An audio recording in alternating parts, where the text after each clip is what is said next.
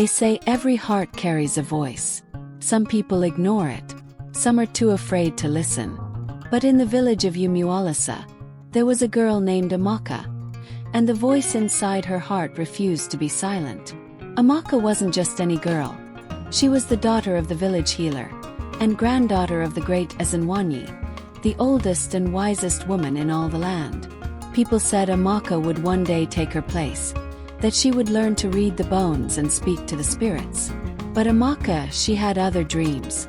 She loved to walk by the river alone. She said that's where her thoughts were clearest, where the wind felt like it carried secrets. And it was there, on one quiet evening, that she met Obinna. Obinna wasn't special in the way the village saw it. He was an orphan, a woodcarver, the kind of young man people easily overlooked. But he had kind eyes and a calm way about him. He didn't talk much, but when he smiled, it was like the world paused for a second. Amaka noticed, and for the first time in a long time, Obinna felt seen. They kept meeting by the river. First it was simple. Conversations. Folks. She'd tease him about the way he carved all his figures with crooked noses. He'd tell her her voice sounded like a drum before rain. Slowly, quietly they fell in love. But love in Umualasa was never just about feelings. There were rules, history, dream. Long ago there was a curse, a story passed down through generations. It said no healer's child could ever marry someone from the warrior bloodline. Something about betrayal, about the ancestors being disrespected. No one knew the full story anymore. But the fear of that curse stayed alive. When Ezenwanyi found out, she wasn't angry. She was afraid.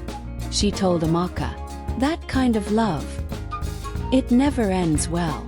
Amaka didn't answer. But that night she heard a voice in her heart, a whisper soft but clear. Not all stories must end in sorrow. As their love deepened, people started to talk. Eyes followed them. And then, the betrayal came. Obinna's closest friend, Nadi, who had smiled and clapped for their joy, turned bitter. Maybe it was jealousy. Maybe it was fear. But one evening, during the village festival, he told the elders everything. Obinna was dragged from his home. Amaka was locked in the shrine.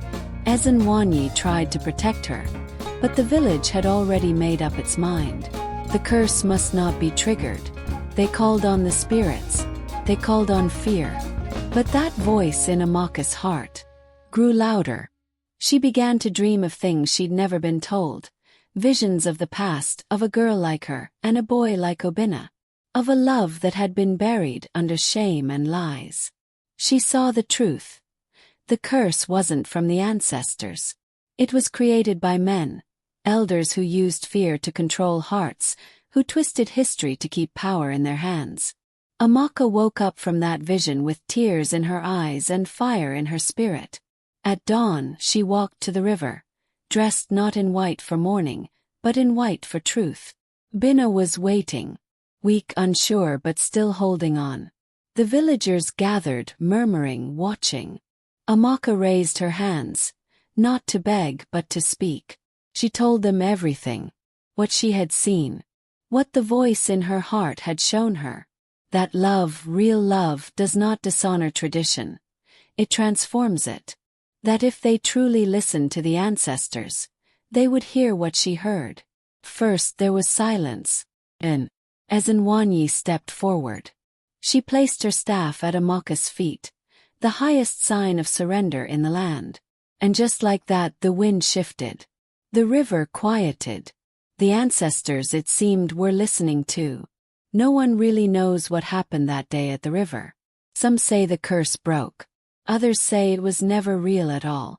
But from that day on, no one ever questioned the voice inside their heart again. And if you walk by the river now, especially on nights when the moon is high, you might just hear it. Soft, gentle, steady.